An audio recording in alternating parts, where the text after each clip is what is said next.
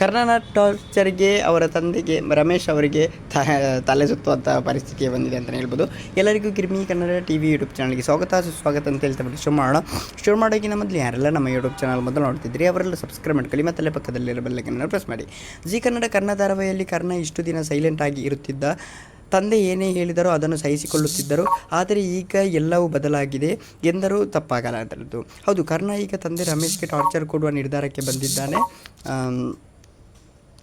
ಇವಾಗ ಕರ್ಣ ಇಷ್ಟು ದಿನ ತಂದೆಯನ್ನು ಅಪಾರವಾಗಿ ಗೌರವಿಸುತ್ತಿದ್ದ, ಈ ಗೌರವ ಅಂತಿಮವಾಗಿದೆ. ತಂದೆಯನ್ನು ಸಾಕಷ್ಟು ಪ್ರೀತಿ ಮಾಡುತ್ತಿದ್ದ, ತಂದೆ ಏನೇ ಹೇಳಿದರೋ ಅದನ್ನು ಸಹಿಸಿಕೊಳ್ಳುತ್ತಿದ್ದ. ಇದನ್ನು ಕರ್ಣನ ತಂದೆ ಅಡ್ವಾಂಟೇಜ್ ಆಗಿ ತೆಗೆದುಕೊಳ್ಳುತ್ತಿದ್ದರು. ರಮೇಶ್ ಏನೋ ಪ್ಲ್ಯಾನ್ ಮಾಡಿದ್ದೆ ಎಂಬುದನ್ನು ಹೇಳಿಕೊಳ್ಳುತ್ತಿದ್ದ.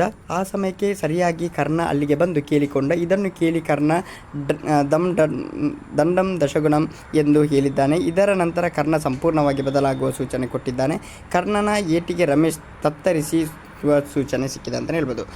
ಓಕೆ ಗೈಸ್, ಮುಂದಿನ ಲವ್ ಯು ಸೋ ಮಚ್.